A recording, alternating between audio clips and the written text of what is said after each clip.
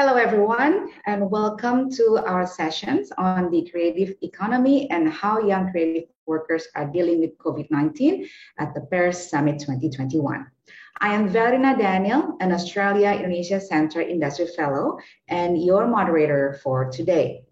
The center acknowledges the traditional owners, the Kulin nations of the land in Melbourne on which the AIC's head office is located.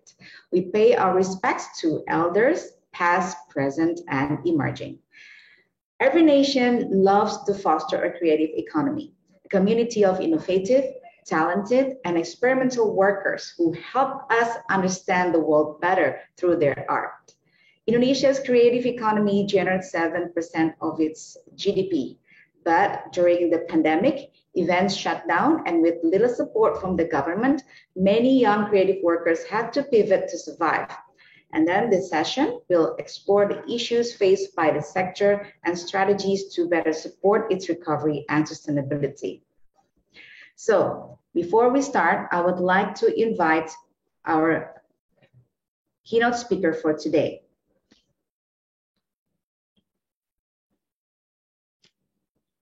Selamat pagi, Ibu dan Bapak, teman-teman dari Australia Indonesia Center. Terima kasih atas. Good morning to my colleagues from Australia Indonesia Center. Thank you for the invitation to give some input regarding creative economy, how young creative workers are dealing with COVID-19. Sekarang, the Republic of Indonesia to open day 2 of the Paris Summit 2021.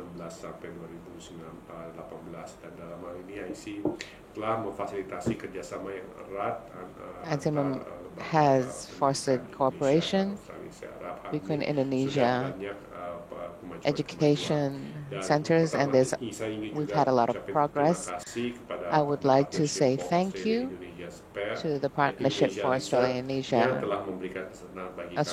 Research, PAIR, has given us the opportunity to open the second agenda as part of the PAIR Summit 2021. For over a year has passed since COVID-19. This is a global disaster that does not just threaten human health, but also creates uncertain global economy. All elements of society are facing the same issues in the world without exception. However, we see various cultures where we have various terms and ways to see this through culture.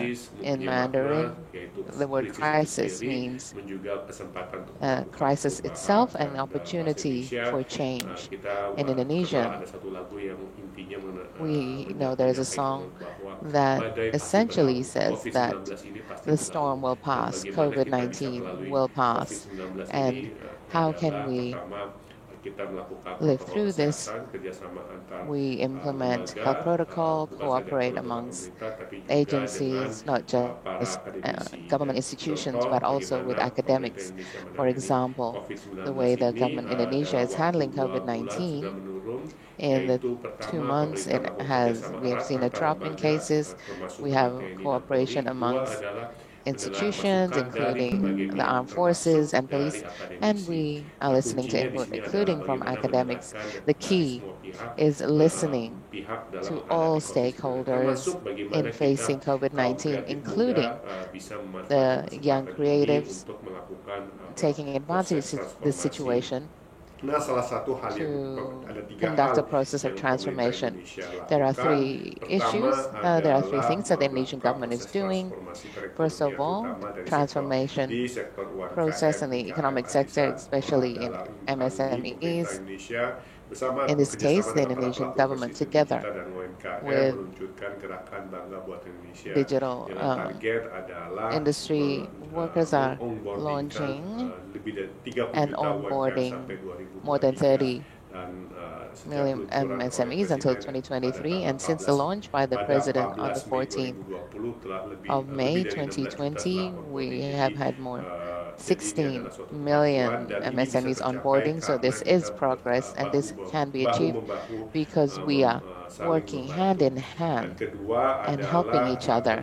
Secondly, the implementation of CHSE, Clean Health and Sustainability Environment, and this CHSE is innovation by the government in cooperation with industry and providing peace of mind and security when people are visiting to hotels or to other venues or other creative venues.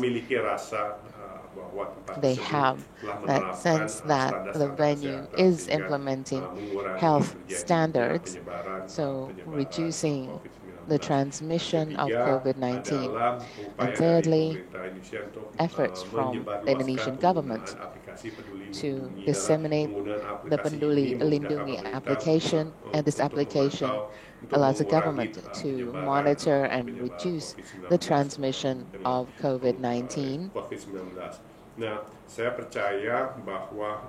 I believe that this transformation has changed our lives, including individual relationship between communities and between countries.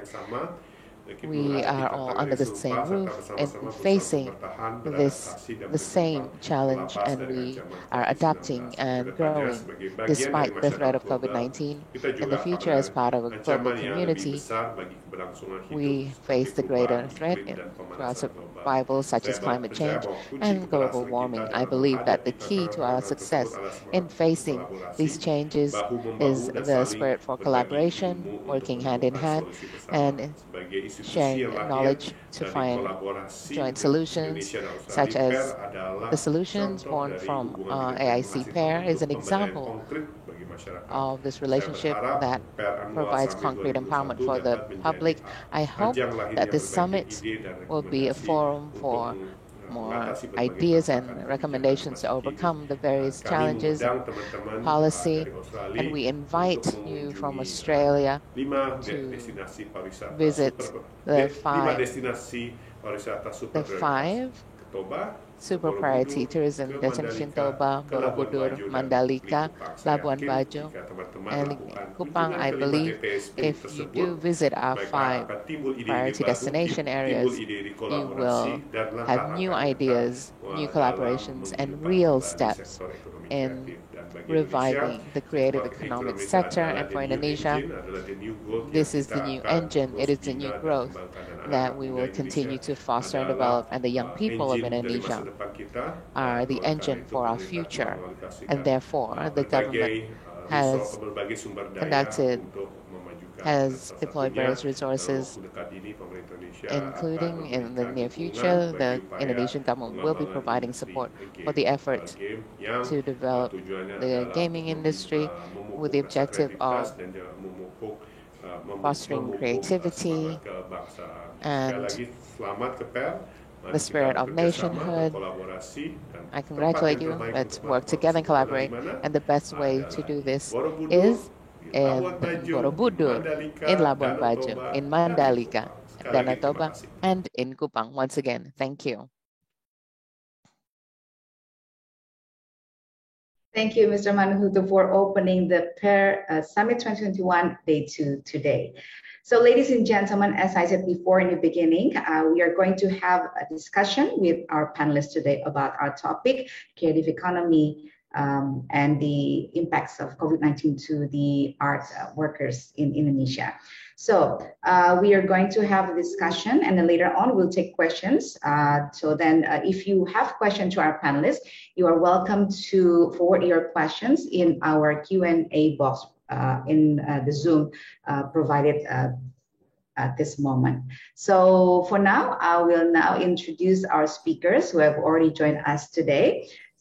First speaker is Dr. Anissa Erbeta from the University of Melbourne.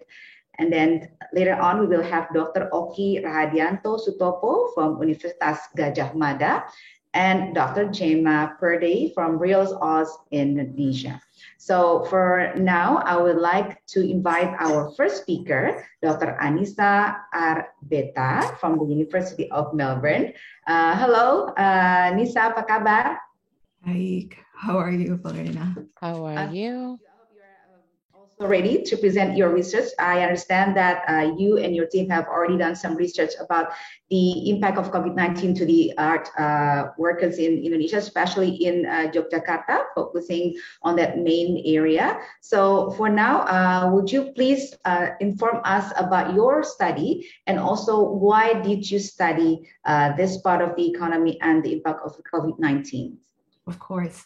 Thank you so much. I would like to show my presentation, if that is all right with you. Yes, you may. Thank you. Just waiting for you. That's it. Thank you so much. So thank you so much, everyone, for attending this panel. My name is Anissa Beta.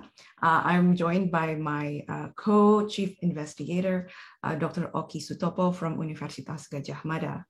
We are here representing our research team. We have 5 people actually in the team. Other than the 2 of us, we have Dr.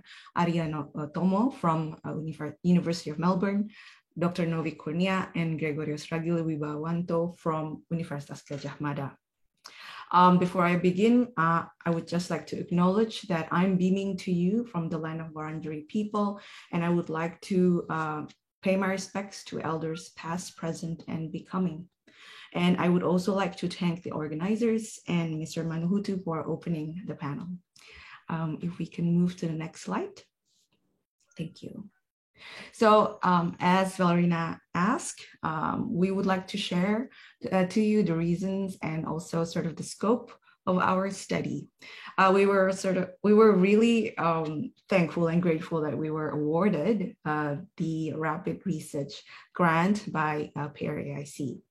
The research is interested in looking into the creative workers, meaning workers of the creative industry in Indonesia, who actively support and contribute to the development of creative economy. And as Mr. Manuhutu says, creative economy is Indonesia's new engine.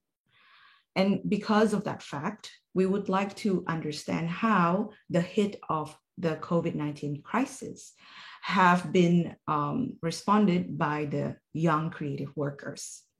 So because of the importance of creative economy, we believe that it is at the utmost importance to understand how we as academics, as scholars, researchers, as well as stakeholders, including policymakers and government officials who are joining us here, could respond our best to help and support the young creative workers.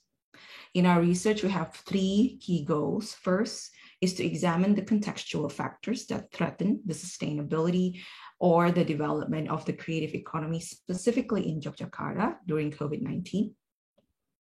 Second is to identify the responses and strategies employed by the young creative workers to navigate the socio-economic shocks that the pandemic has brought. And lastly, to provide an evidence-based framework to help the policy community assess possible interventions to enhance creative workers' resilience in dealing with risk and crisis. Next slide, please.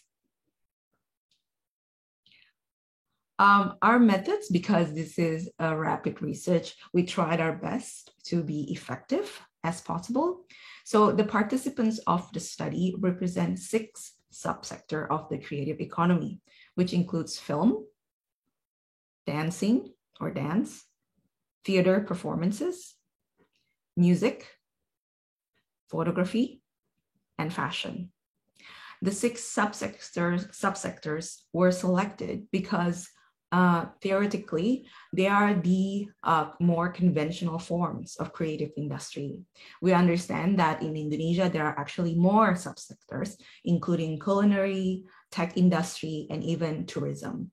But we decided to choose these 6 subsectors because they were the ones who we believe found the most challenge during the pandemic, because most of them could not produce during COVID-19 because they cannot meet each other. And most of the work that they do are usually collaborative and cannot be simply done online. What we did we did focus group discussions with 12 creative workers. They are distributed equally between the 6 subsectors, including genders and also social backgrounds. And then we do in-depth interviews with 18 creative workers, some of which also participated in the focus group discussions. And we also distribute equally about 3 from each subsectors, also equally from different social backgrounds. And lastly, we do social media screening of 23 creative workers to see how they strategize and use digital tools. Next. Why Yogyakarta? Yogyakarta is, of course, for most Indonesians, we are more familiar with it as Kota Budaya, as Kota Pelajar, so the cultural country, the cultural city, excuse me, or the student city. And that is the truth. Yogyakarta has such rich tradition and also very lively networks of creative workers, most of whom are young. So other than that, in the creative economy, Yogyakarta is actually the biggest contributors to national income from the creative sector. And most interestingly, in Yogyakarta, it has a very particular quality that my colleague Oki will talk about later, that people work together in solidarity to help each other, which characterize its creative economy in very particular ways. So the city, we believe, holds a special cultural position, not only in the local and national level, as we all know, but also as a global hub. So it therefore nurtures cosmopolitan values in creative products, such as music, theater, fashion, and dance, and many others. And therefore, we think that the case study of Yogyakarta can be representative of other cities in Indonesia. Next. So I will start by sharing with you typical responses of the creative workers during the pandemic, and then Oki will continue the rest. So the typical responses that we found from our focus group discussions and in-depth interviews are: 1, shocked, which is of course very common, as all of us I think did. 2nd is shocked but adjusting. And lastly, staying cool. And these different responses is influenced by multiple factors, most notably from their position in the creative economy, whether they are still early career creative workers or whether they're mid-level or senior. And it also depends on the social capital that they have, as well as cultural capital and also financial capital. I might just pull up, in the interest of time, one example, shocked but adjusting.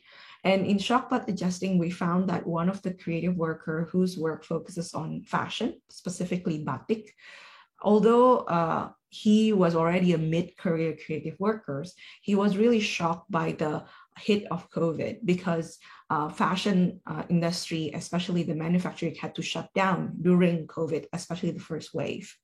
But then he started to adjust by selling the mask. So we found that there are very active negotiations in the process. I would like to now move to the next slide and give Dr. Oki Sutopo a chance to present as well. Thank you. Yes, thank you, Anissa. So the next one is we will talk about the types of response to the pandemic. Yeah, we observe that there are 3 types of response, namely waiting, do something, and seek assistance.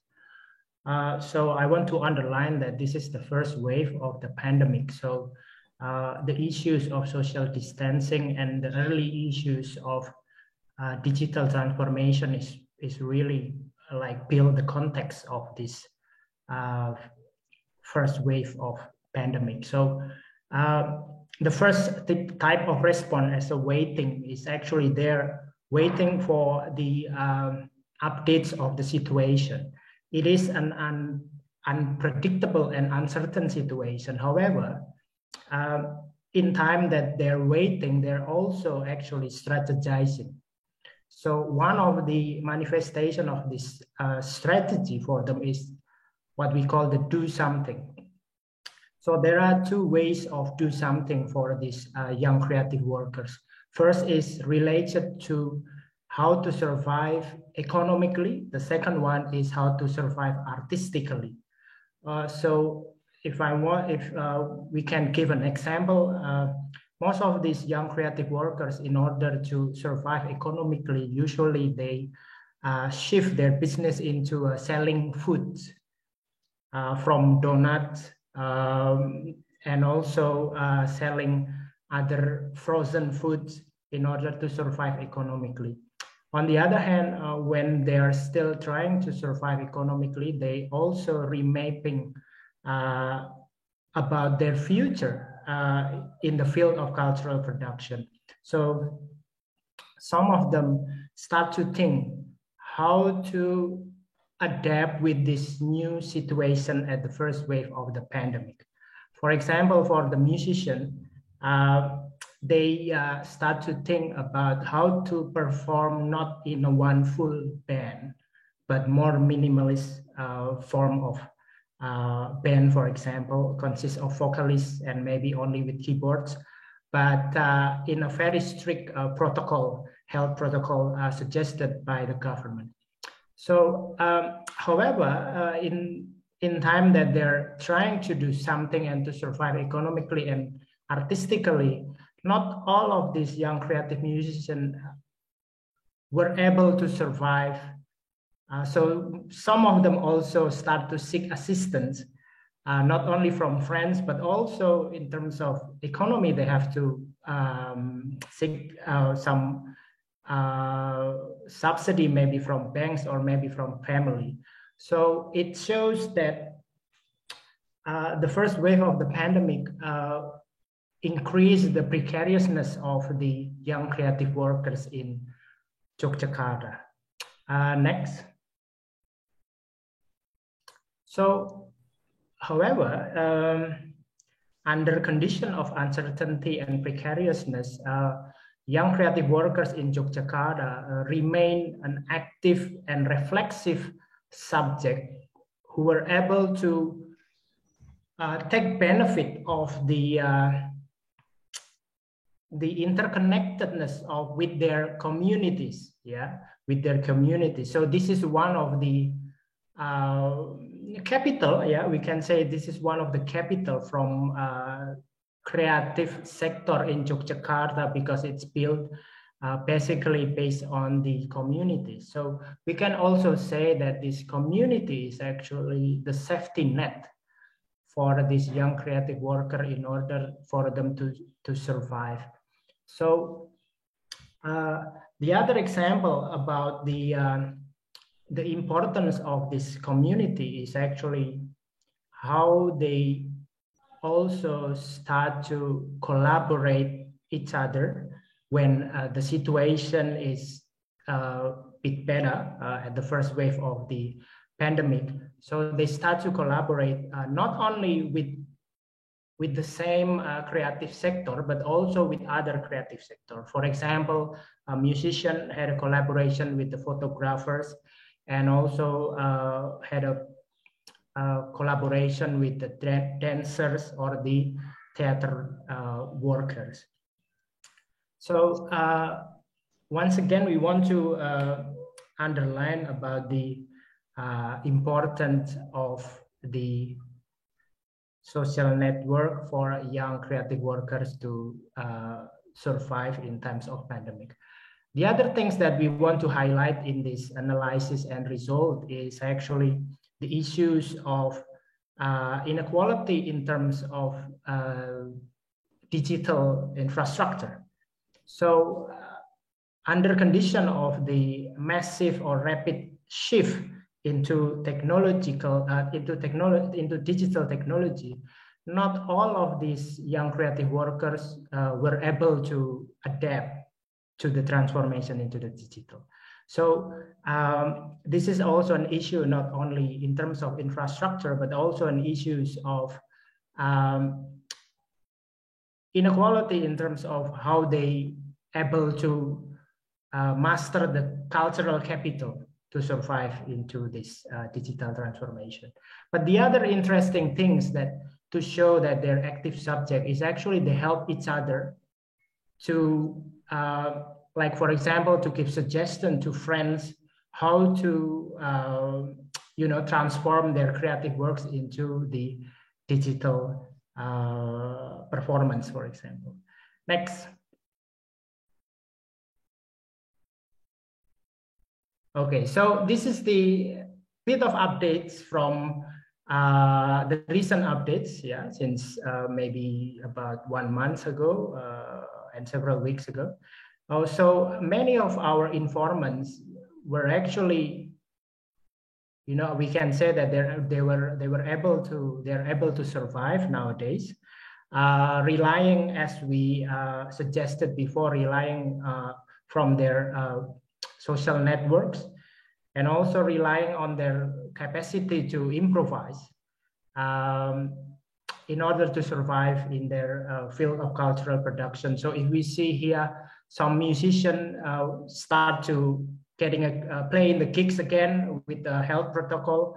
One of our informants, dancer, she collaborates in a theatrical performance, and the other things also, one of our informants from a musician, he started to make his own single, yeah, song, Dangdut, where it's very interesting because he was actually came from the classical music, but now he released his single on Dangdut. And one of our informants also just won an award from Jakarta at the film festival. So that's also interesting. Once again, it shows the how reflexive they are in dealing with this COVID-19 pandemic. Next one. Okay, despite that, our young creative workers as our informants, despite that they're able to survive, we still think that some of the recommendations are relevant in order to give more assistance for our creative workers. Yeah, the first one, so we divided this into 3 different levels. The first one is at the individual level. I think it is still important to provide them with the skills, yeah, access to the digital skills. The second one is also important to create a diverse and sustainable forums or collective as a meeting point. So this is not only just a scattered collective, but actually collective that can be organized to enhance more for their collaboration practice. And the government can facilitate this, I think. The second one is at the ecosystem level. It still remains important to establish a digital ecosystem for creative workers. As we know, there are many festivals happening nowadays. However, we still need an integrated digital ecosystem in order to give solution for this social inequality access. The next one is actually to still facilitate the subsidized digital gigs for creative workers. Not all of these creative workers have an access for gigs. So I think a redistribution of subsidy in terms of gig is also important. The next one is at the national level. We think that it is necessary to build an institutional level of analysis that can be form the basis for an association for member support. And the next one, as our informants explained to us, they still have dream and hopes that they can still achieve a progress to be able to play abroad.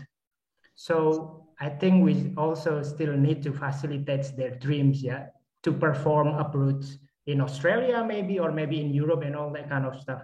So that's why we think that it is important to make available, transparent and sustainable travel funding schemes.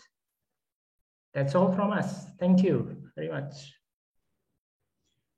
Thank you, Mas Oki and Nisa, for presenting to us about your research regarding the creative workers in Yogyakarta, especially after the COVID-19 affected all of us.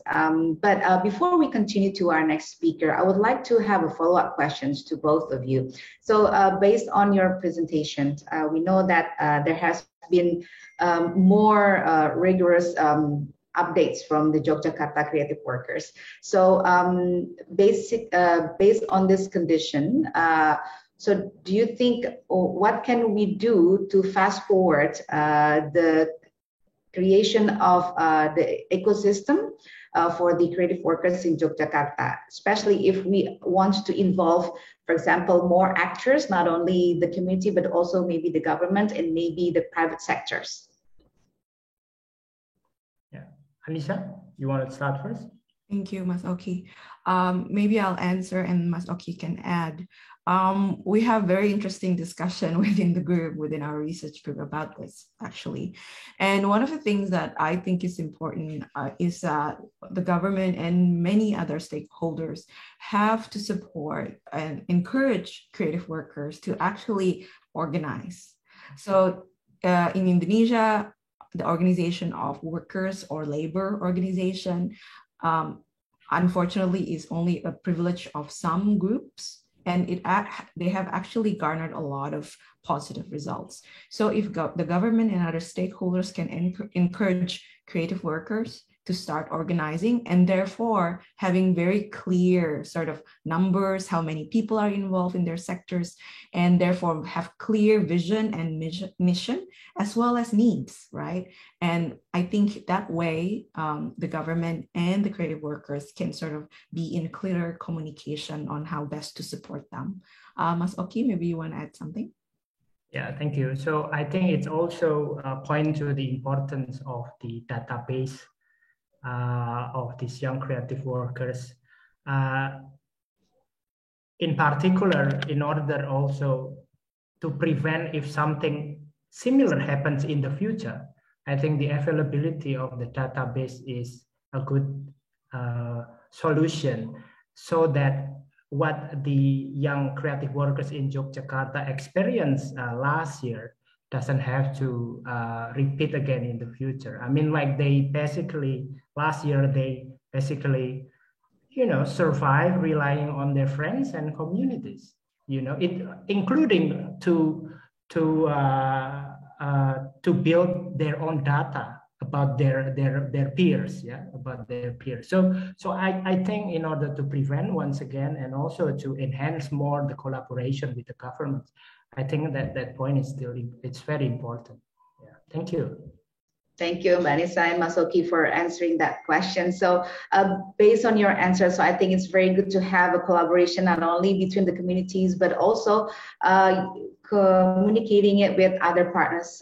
So at this point, we are very happy to be joined by other prominent speaker, Dr. Gemma Perde.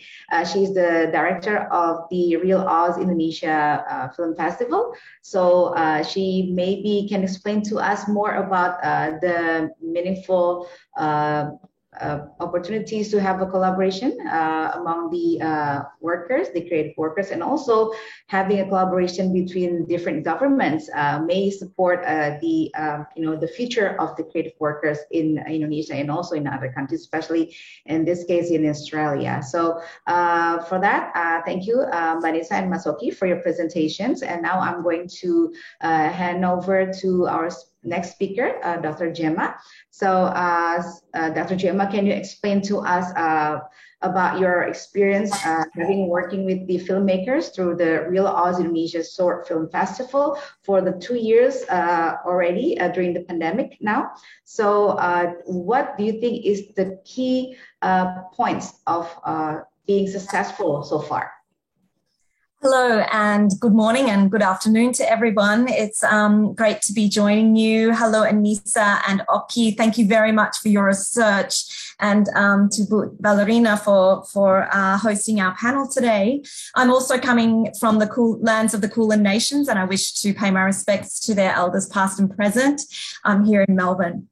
Just perhaps to introduce Real Oz Ind a little bit to the audience who may not be familiar, very quickly, Real Oz Ind is a short film competition and festival, which is an initiative of the Australia-Indonesia Centre, and it began in 2016 with the objective of finding a new space. I mean, it's not entirely new, but a little bit new, where we can have Australian and Indonesian stories shared together in the same kind of festival format, and very much involve young creative workers, young filmmakers, emerging filmmakers, students.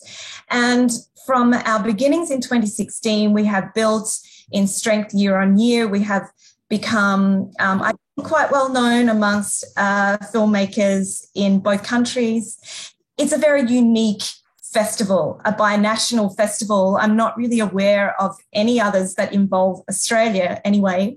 And so we cherish that. We think it's a great place for Australians and Indonesians to encounter each other in this very unique way. When we were established in 2016, ultimately, our objective was to allow a live space where we have audiences, obviously, in real life come together to watch our festival of films together. That is Australian and Indonesian stories alongside each other. And that's exactly what we did for 4 years. Our model is very much based on a kind of grassroots level, kind of working with partners in country, in Indonesia and in Australia to deliver our pop-up festival. So in that way, we were very much engaged and continue to be very much engaged with partners who are largely educational partners, universities and schools, but also film societies, yayasan, that kind of thing. And indeed, any individual who feels the desire to get involved and to share the experience of viewing these films in our festival together. And that has been a really fabulous model.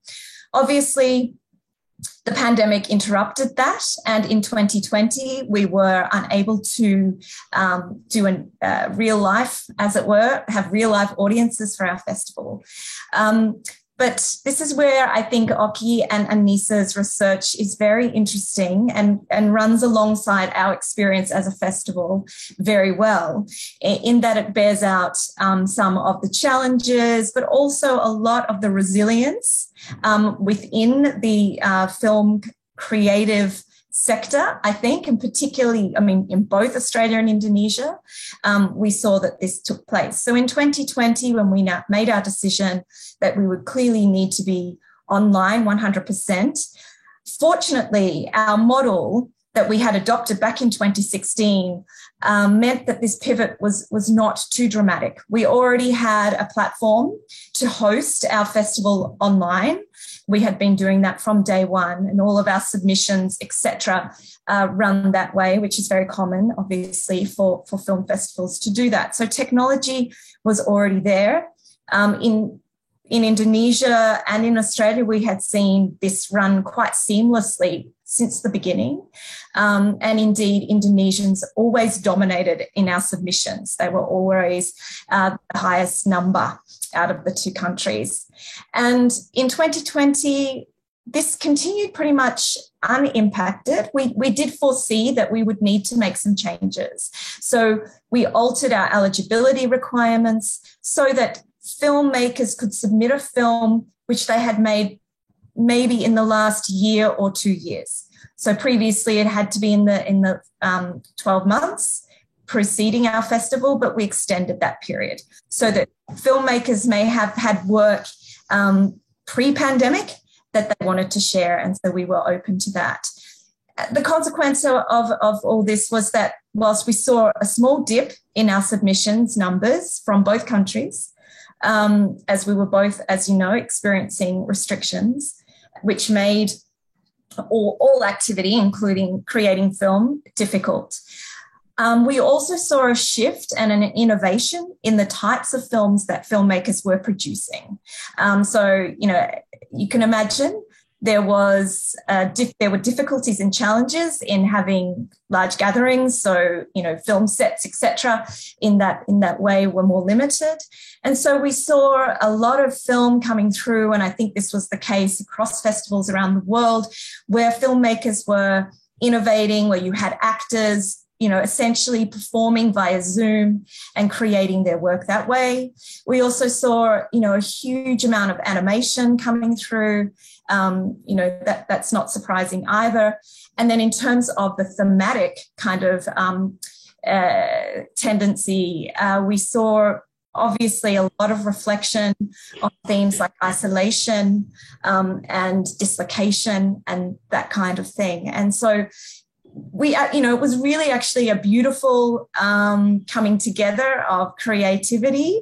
And what we love at Real Aussind is that you see Australians and Indonesians, this is a forum where you can see so many shared values, so many shared challenges, and, a real humanity that always comes out through the storytelling. So that was 2020. And our festival, we held it 100% online.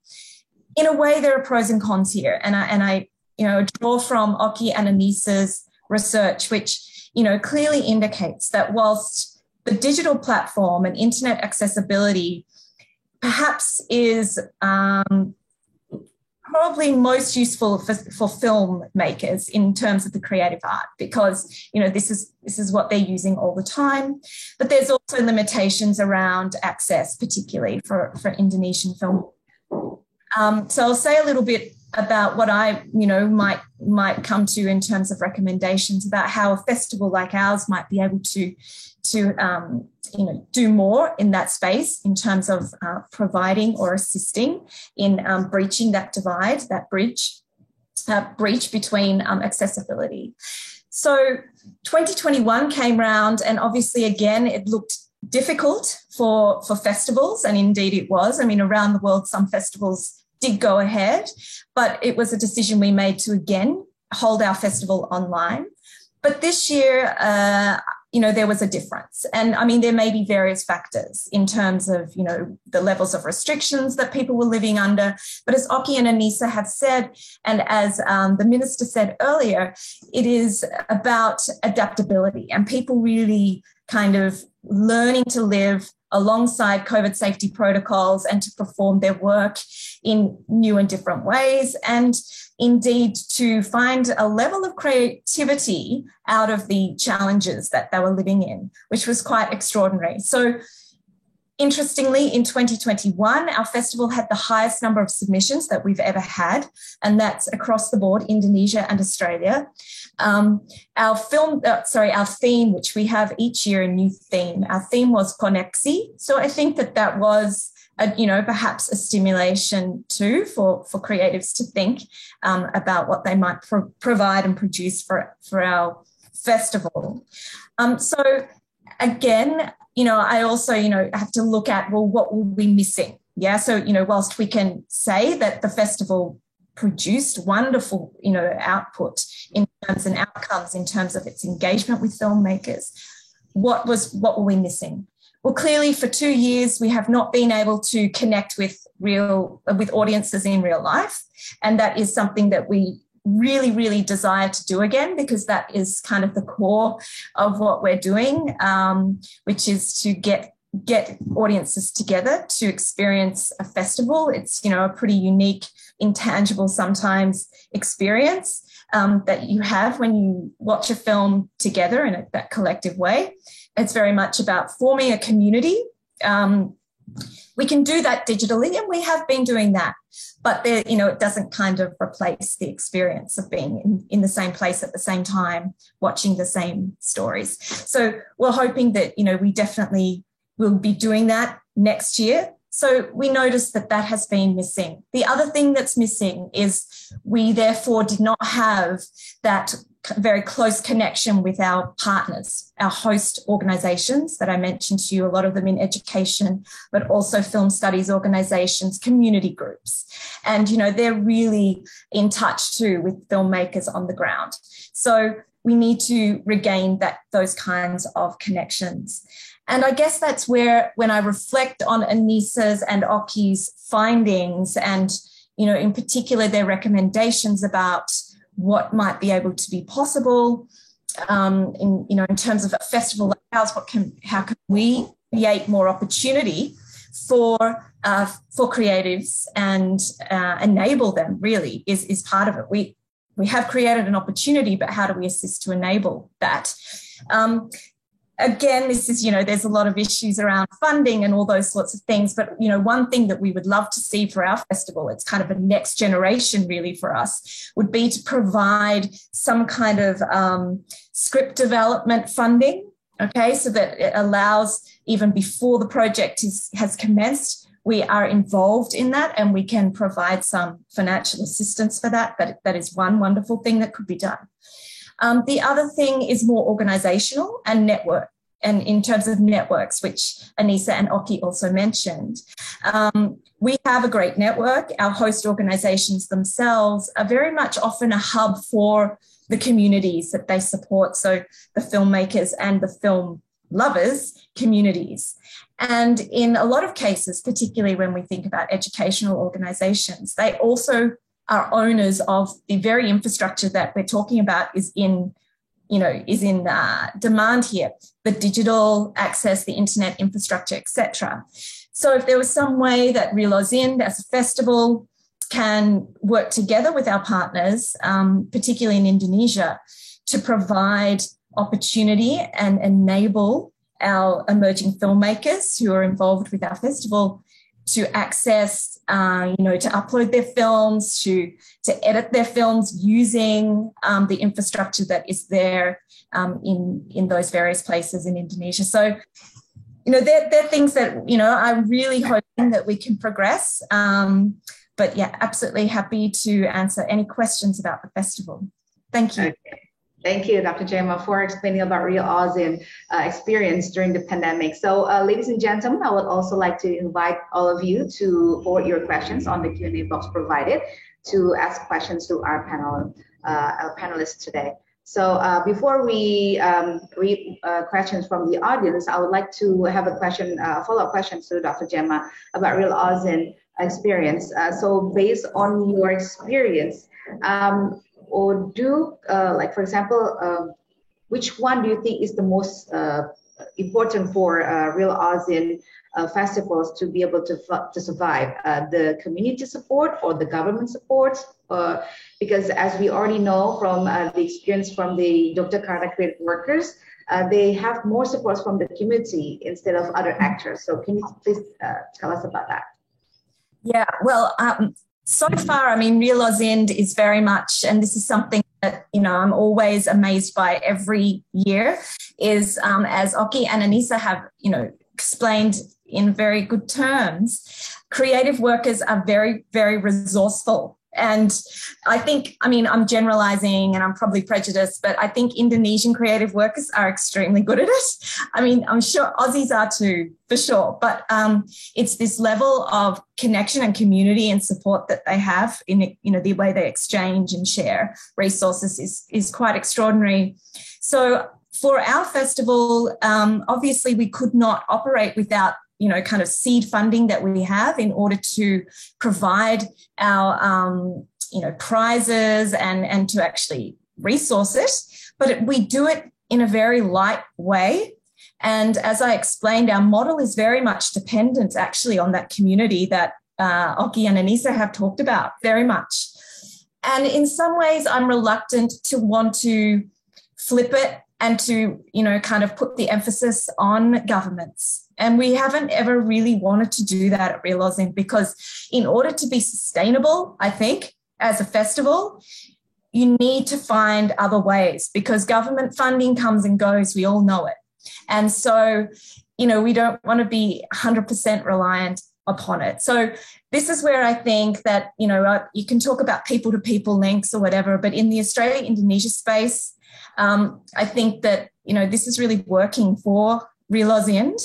Of course, as I mentioned, there are lovely things that I would, be really happy to find funding to support, in the form of that, that really need money.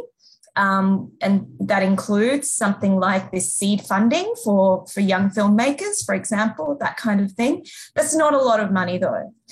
So yeah, I think it's a combination of continuing to build on what we have. And if we can try and find the extra support, of course, absolutely. That's what we'll try to do. Okay, thank you for answering that question. So we're still waiting for the questions from the audience, but in the meantime, I would like to invite Anissa and Oki to our panel. So listening to Dr. Gemma's explanations about the roles, not only the government, but mostly the community support. So based on that answer, both of you maybe can answer this question. So which one, I mean, which strategy that may be more suitable for Indonesia's condition? Mas Oki, you can go first, please. Okay, thank you, Valerina, and also Anissa, and also Gemma for the very interesting point of view about the communities and all that kind of stuff. So, well, I guess once again, we want to underline that communities is very crucial as a safety net, if we can say that, yeah. Not only in the creative sectors in Yogyakarta, but also in everyday life in Yogyakarta. So I guess we need to keep this spirit of community and the sense of networking, not only amongst them, but also the intra-generation networking of creative workers. Yeah, I think we need to maintain that it keeps going and it's sustainable. On the other hand, I guess community and also what we also suggest about the collectives is also important in terms of to keep their freedom of expression of creating an artwork or any creative works. I think that's also an important point of why they are into this creative sector, right? They want to express their freedom. They want to maybe criticize something that they think it's not correct, yeah, in their everyday life. So I guess young people, young creative workers, Yogyakarta, Indonesia, artists and all that kind of stuff have that sense of critical, sense of critics. And I think it's very important to point and to sustain that intra-generationally. That's from me, I guess. Anissa, you want to continue? Sure. Thank you, Mas Oki, and really thank you, Gemma, for mentioning the Indonesia community, very strong support with one another, especially among peers. And perhaps the emphasis as well, when we think about which one is we should prioritize first. Of course, I think with Indonesia's condition, it's far more realistic to expect community support to work and actually function. But this doesn't mean that the government could not do anything or not enhance further the support that they already have. So as some of you who are attending this panel might know, that there are some support, bantuan insentif, bantuan infrastruktur, so infrastructural and some smaller help to support the creative workers. But we suppose that, so that to mirror and to learn from the community support, what creative workers need is not temporary or short type of funding, but rather a meaningful, sustainable, long-term support that could make them feel acknowledged, not just for the things that they generate, but actually the process of creativity and the future of creative industry. Because, as more formal stakeholders would have the facility to access structural support, they also need to think about what type of long-term infrastructures, long-term sustainable support that would be appreciated by communities of creative workers that are really meaningful for them, that are not gimmicky, that are not, competitive, but rather really wholesome and comprehensive. So perhaps that answered your question, Valerina. Thank you. Okay, thank you, Vanessa and Mas Oki, for answering that question. So we still have time to discuss more about this, but what I'm interested in is, so what do you think is the best solution that you can suggest to our community in Indonesia in order to survive, for example, maybe for the next 12 months? So maybe who wants to answer that question? Maybe Dr. Gemma, you can also give your point of view about this, because I don't know, maybe you have another suggestions regarding the situation in Indonesia. Happy for Oki to answer first. I see that he turned off his microphone, and then I can follow. Okay. So Mas Oki then. Well, I guess for the next 12 months, it is important to keep the collectives alive and develop more, so that I guess it can, what's the word? Menjaga. It can keep the spirit of these young people to stay in this creative sector, because I mean, like, this is very precarious economically for them, and they also want to have a better future, you know what I'm saying, like about life and all that kind of stuff. So I guess to facilitate, the more collectives, that more plural, more sustainable for young people, at least it gives them spaces. It gives them space to, okay, there are friends, there are people that are similar like us, like me, and want to, be a creative workers and all that kind of stuff. So they have that kind of support. I think that's what we need, in my opinion, in this uncertain condition, to keep that. In the future, young creative workers are still a sector that young people wants to be, in the future. So that's from me. Thank you. Okay, so before I hand over to Dr. Gemma, I would like to maybe have Anissa answer this question. There's a question coming from Hikmatun Ima from PKBI NTB. So the question is, what is the most challenges of improving creative workers during the COVID-19? Is there any suggestions for each creative workers to face on economic problems during the COVID-19 pandemic? So maybe if you can respond to this, whether there is going to be maybe a difference between the strategy in Yogyakarta or maybe in NTB, for example, or maybe it's just the same. Maybe you can also answer that, Anissa. Thank you. Thank you for the question. That's excellent. And of course, as we emphasize, different cities would have different situations, but Yogyakarta would be representative because of its particularities. And of course, the problems of each individuals in each city would be different. And that's why we think that we don't want to go back to the individual solution, because individualized solution would then rely on their social capital, financial capital, cultural capital, and so on. And that would be unfair, especially for young creative workers who are still struggling, who are only starting their career. And that's why we thought that it was important to highlight young creative workers, just precisely because their position reflect best on the precarity of the industry, really. So to answer your question very briefly, I'm mindful of the time, is to make sure that local networks would work for the creative workers. So the communities of the creative workers should be healthy and functioning, but also to make sure that local governments, the government at large, is aware that there is a problem and there are different types of inequalities, and the inequalities cannot be treated the same or universally. Gemma, maybe over to you.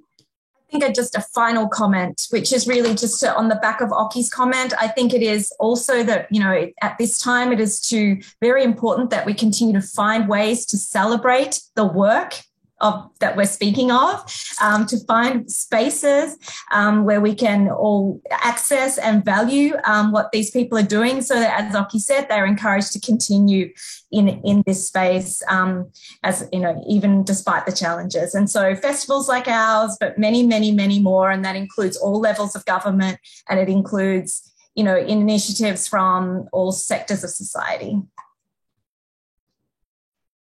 Yes, okay. So thank you very much to the three of you for being a great panelist for today.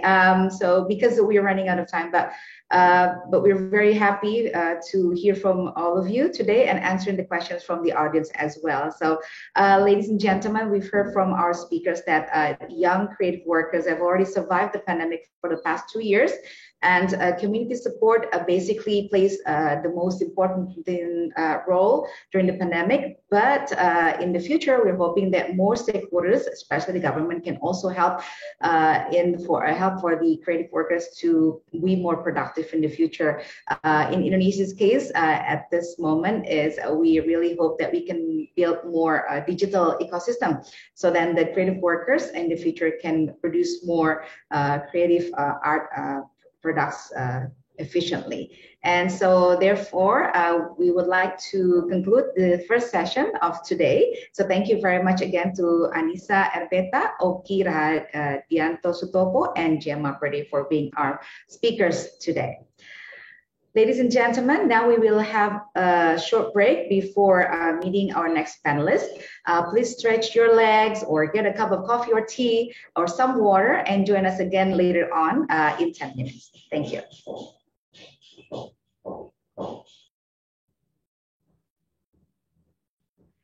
Hello and welcome to our session on the Forgotten Victims, Tackling COVID-19's Impact on People with Disability. I am Valerina Daniel, an Australia-Indonesia Center Industry Fellow and your moderator for today. The pandemic has had a significant impact on people with disability, with lost income, social isolation, and many struggling with a lack of accessible health information and education opportunities. The report that we are going to discuss outlines the experiences of people with disability during the pandemic and how they must be better included in policymaking and support systems. We will take your questions in the Q&A box on your screen later on. But for now, I would like to invite our panelists to present their research findings. The first panelist is Professor Becky Batagol, COVID-19 Research Co-Lead Monash University, and then Dr. Muhammad Junaid, COVID-19 Research Co-Lead Universitas Hasanuddin, and Dr. Ishak Salim, co-founder Indonesian Disability Movement for Equality, or PERDIK. The speakers can now start their presentation. Pak Salim. And could we share the slides, please? It's Steve.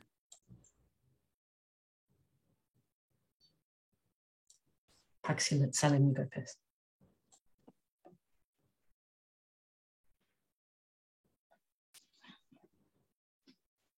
Okay, it's my turn. Yeah, okay, thank you. Ya, kami akan presentasi bertiga dan saya akan menggunakan bahasa Indonesia. Three of us will be presenting. I'll be speaking in Bahasa Indonesia. My presentation is about the reasons, first of all, why we are doing this research on COVID, why we are responding to this pandemic. Secondly, how and why we are conducting this research. PERDIK, and this is the founder and member of the network of Organization for People with Disability, or OPD. And we feel that the people with disability in Indonesia are the biggest minority.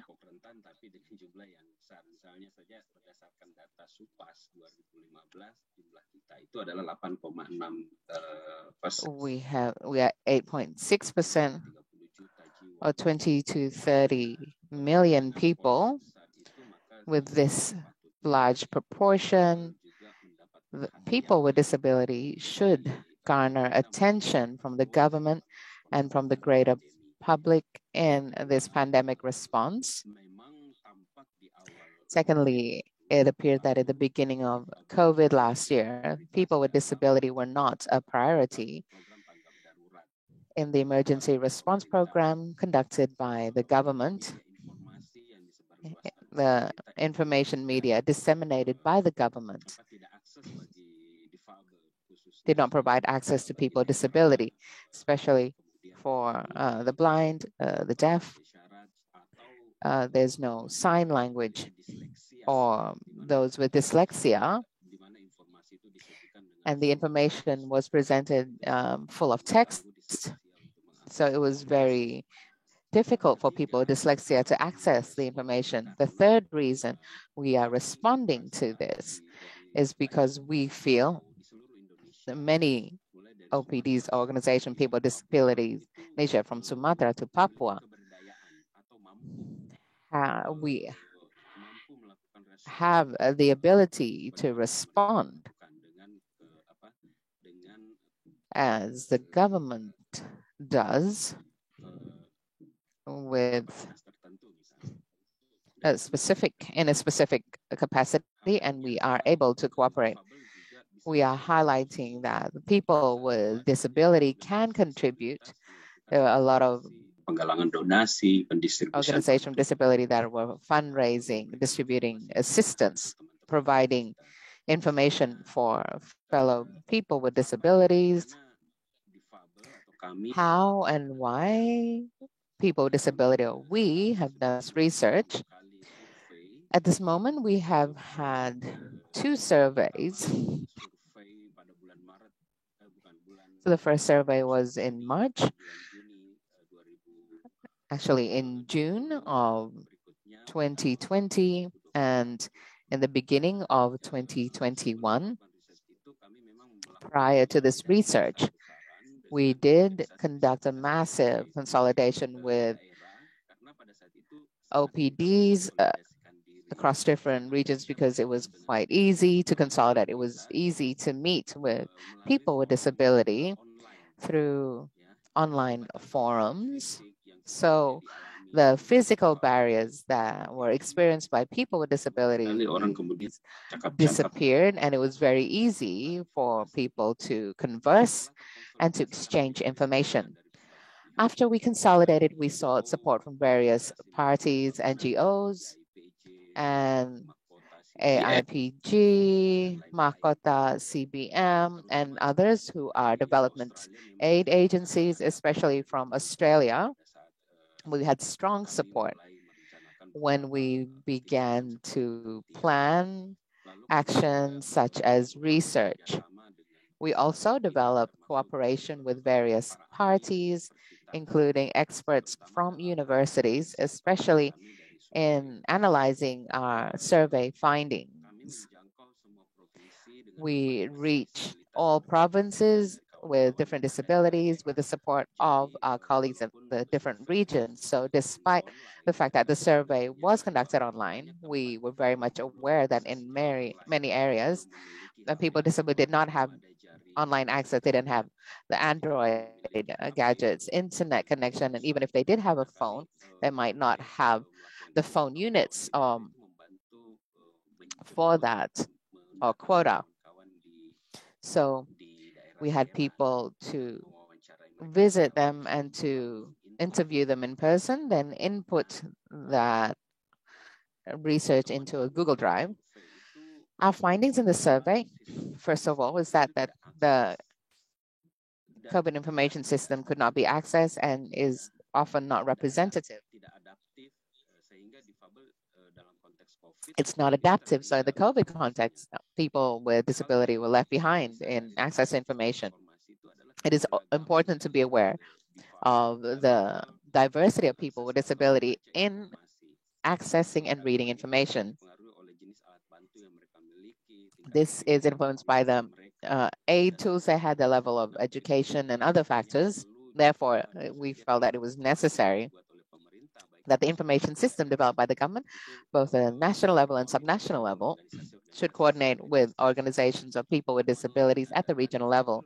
Other findings is that people with disabilities are vulnerable in the aspect of comorbidities. So not all of them, they still have accompanying illnesses.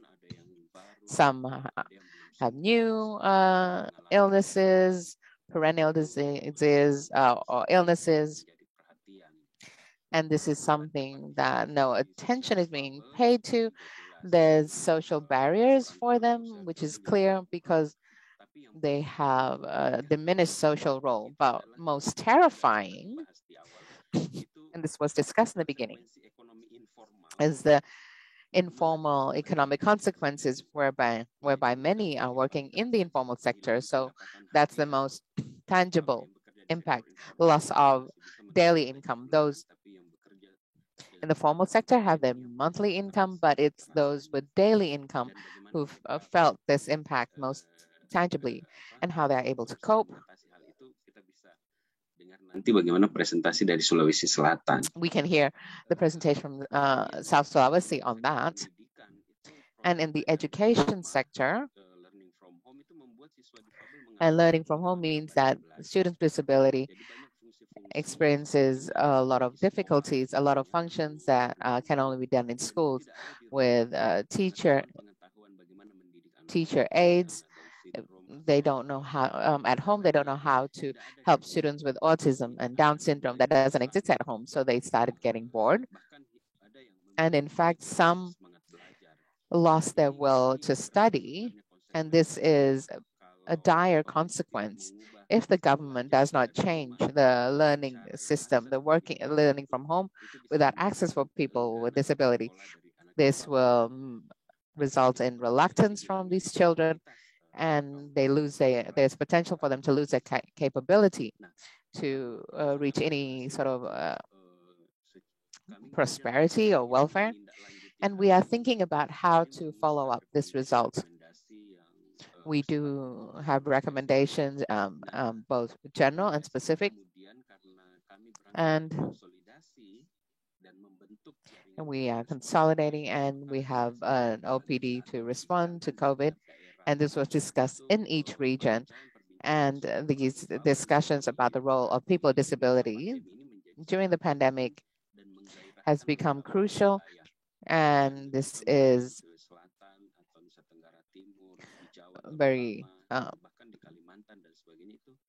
this revitalizes the groups. And we've seen the emergence of activists at the sub-national level and voicing their aspirations. We have joint action plans, and we are reflecting on what we are doing, whether what we're doing is right or not. And at the Perdik level, based on this research findings, we then open different efforts for fundraising donations to reach those who are elderly, people with disabilities, and who are vulnerable. So they are actually the most vulnerable group amongst the vulnerable. And in Perdik, we have done this, and we have had broad support from various parties, even from Australia, where the Indonesian Students Association contributed to channel the support for staples and masks. And after the second survey, we read that there are many organizations and campuses that are conducting research on people with disabilities and COVID, and we wish to gather and to present the research findings. We believe that the research findings, even with advocacy for change, and a number of research organizations are only able to issue recommendations, but they cannot, or they do not have the capability to continue to the stage of advocating for policy change. And Perdik is one of the founders of this network. We are endeavoring to have a joint presentation, and right now we have the support of Mahkota, the COVID-19 response network, and AIPG will have this joint presentation in pair, and where UNHAS researchers are doing mesoscale research in South Sulawesi will be presenting these findings, and we will develop joint action plan.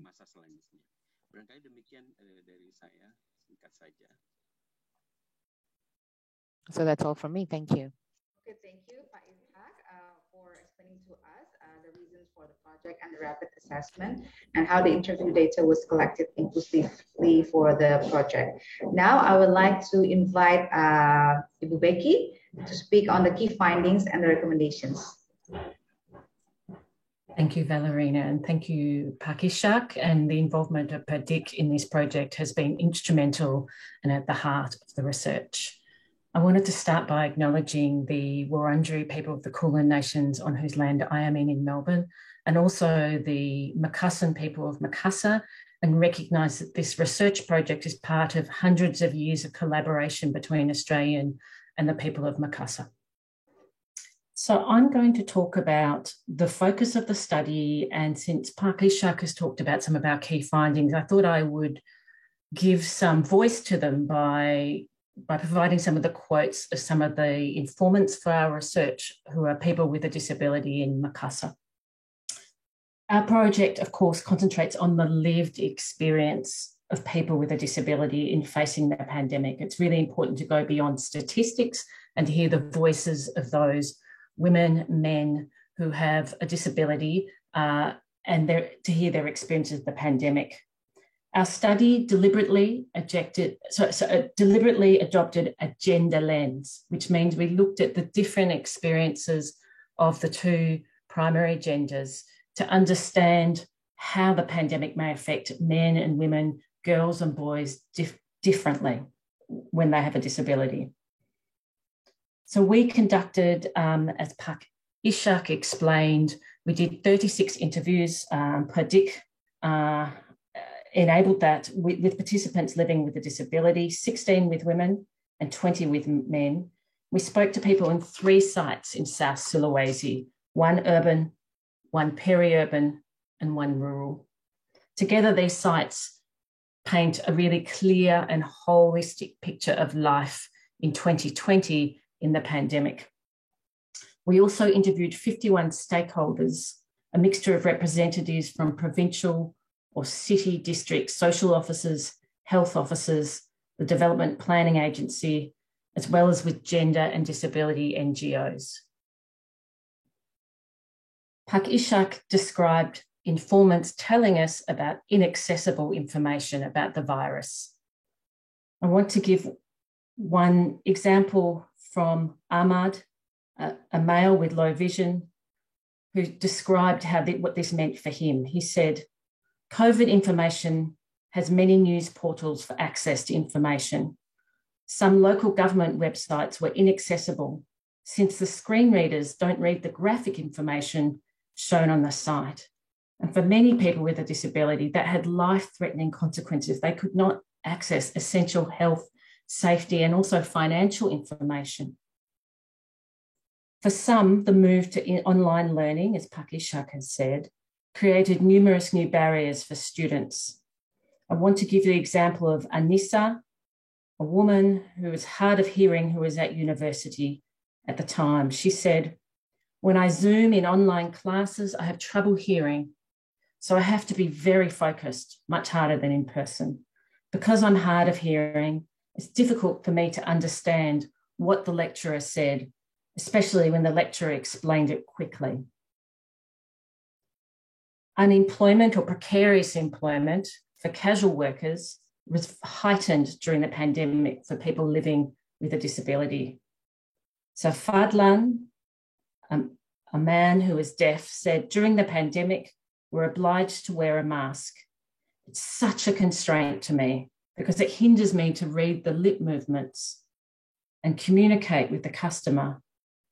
They have difficulties in understanding my needs to read their lip movement, whilst not everybody wants to take off their masks to speak to me." And Fadlan was talking about his work as a waiter in a cafe. As I said, we're adopting a gender lens, and COVID introduced new physical and financial obstacles to accessing basic necessities, especially impacting on disabled women and their families. For example, reduced access to healthcare, fear reduced access to necessary healthcare, including reproductive healthcare for disabled women. So for example, Neural, a woman, a former leper, said, "I'm afraid to go to the public health centre. That day, a person without symptoms entered and was immediately picked up by nurses in full clothes and with an ambulance. At the time, I was afraid to go. But importantly, there were many innovative and dynamic strategies developed by people with a disability to address the challenges they faced. People with a disability were creative and smart in the way that they responded to the limitations of the pandemic. They include enhanced communication strategies and supporting others with a disability. We also noted that disabled persons organisations were extremely good in responding to the pandemic. Pak Ishak highlighted some of our key recommendations, including more accessible communication methods, provision of basic foodstuffs, and targeted government subsidies, which directly affect the home lives of women and people with a disability. We also recommended collection of comprehensive data on people with a disability, more support for disabled persons organisations, greater training opportunities for those who work in disabled persons organisations, and that the work of the National Agency for Disaster Countermeasure should specifically include people with a disability and women with a disability in planning their policy. Some of these recommendations cost money, but many do not, including clearer and more disabled-friendly communication methods. Now I'll hand over to my colleague, Mohammed Junaid. Thank you. Okay, thank you very much, Becky. I will continue my slide, but normally I will slide, my slide is in Bahasa, and I will deliver my talk in Bahasa as well. Can I share the screen? And apa yang kami dapatkan dari pembelajaran? What we have, these are the lessons learned from in overcoming COVID amongst people with disability. Collaboration is key to everything because, as explained by Ishak, that the most vulnerable amongst the vulnerable groups, people with disabilities are the most vulnerable. They need a lot of support, and this cannot be done individually. Cooperation is key in overcoming this issue. Perdik, in this case, has worked very well by collecting data. They are able to identify relevant informants with regard to the projects implemented for us, the University of Hasanuddin and the Center for Excellence of Science Sustainability. And we are part of that, and we have our seniors supporting this research.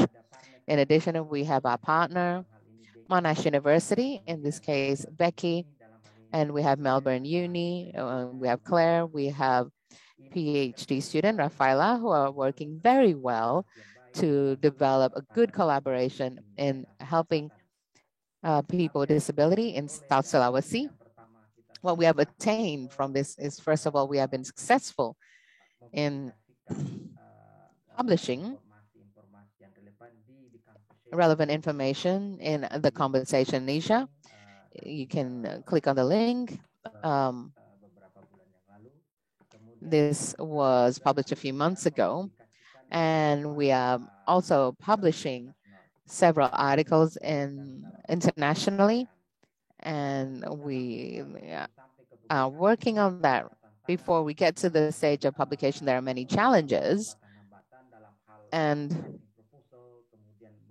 there's writing the proposal and writing the report, and we always coordinate with Becky, with Claire, and with translators or junior researchers from CEISS. And the University of Hasanuddin now has changed to an inclusive university. We are disabled friendly. We have supporting facilities such as buildings that can be accessed by people with disability. We have shelters for catching the bus.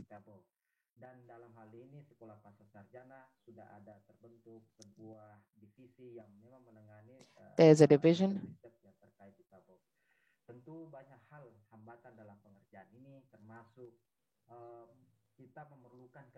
And we also need special skills in translating.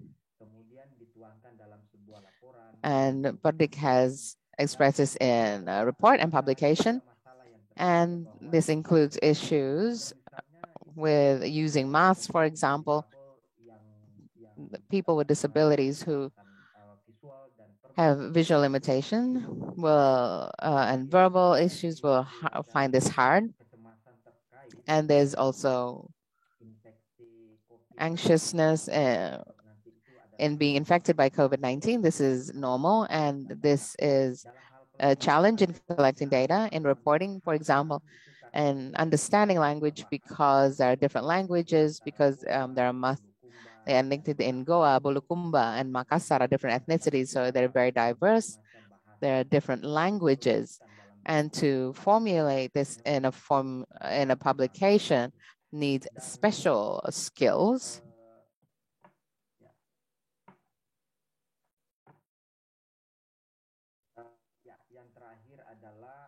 And finally, we have this team. We have Becky, we have Claire, Pak Sudi. Pak Sudi is a senior researcher from UNHAS, together with us as the head of the Center of Science Sustainability. We have junior researchers such as June. Rafaela is a PhD student in criminology from Melbourne Uni. We have Chacha, junior researcher at the Center of UNHAS CEISS. We have Fika and Manda, who are junior researchers. Sharif is part of the Perdik movement. And so this collaborative movement has generated big works, and we have been able to publish in the Conversation Indonesia. And of course, this will be an effort for mainstreaming in bringing about equality for people with disability, and can be a strong recommendation for the government to take relevant action for people with disability. And finally, we are very appreciative of our partner, Claire from Melbourne Uni, Becky Batagal from Monash University, and Rafaela, PhD student from Melbourne Uni, Pak Isak from Perdik, Pak Sharif from Perdik, Manda, Fika, Chacha, Ulil. This is a great cooperation and collaboration for us to continue in the future. Thank you. I'll hand over back to our moderator. Thank you, Pak Jun, and thank you, Bu Becky, for your presentation. So, ladies and gentlemen, now I would like to invite you to ask questions to our panelists. Please forward your questions at the Q&A box or Q&A chat provided in this Zoom. So before we have the question at the moment, I would like to have a follow-up questions to all the speakers. But first, I would like to ask Pak Ishak, based on experience, we know that the Febrile community works more on informal sector. And therefore, after this research, how do you find the data available about people with disability? For example, how much is known about their numbers, requirements, and the choices that they can and can't make from themselves? Pak Ishak, mungkin bisa dijelaskan setelah Anda melakukan research. Perhaps you can explain, after you did the research, there's a lot of people with disability working in the informal sector. So what can we expect from this concept of, for example, from data?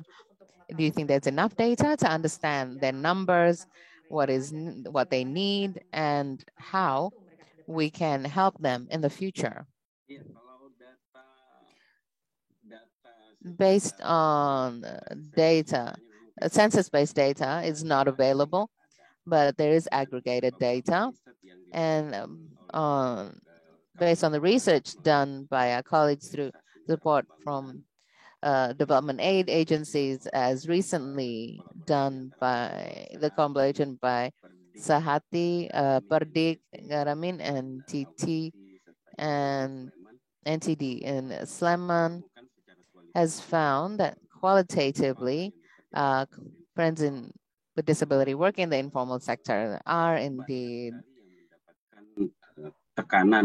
facing pressure in changing in transaction system. But on the other hand, there are several business practitioners who are who have gained advantage from the changing transaction system from physical to online. So these business people with disability who are taking advantage of the digital media has gained a lot of advantage from this process. Certain businesses, for example, tailors, has seen a great demand for masks and personal protection equipment, but quantitative data as to the numbers, for us in Perdik, we are not familiar with this data because the government usually prepares the aggregate data. If I want to know the number of business practitioners with disability in South Sulawesi or in Makassar specifically, that would be difficult. Information about who and what businesses there can only be obtained if we meet or if we have discussion with OPDs in Makassar. For example, if we want to know number of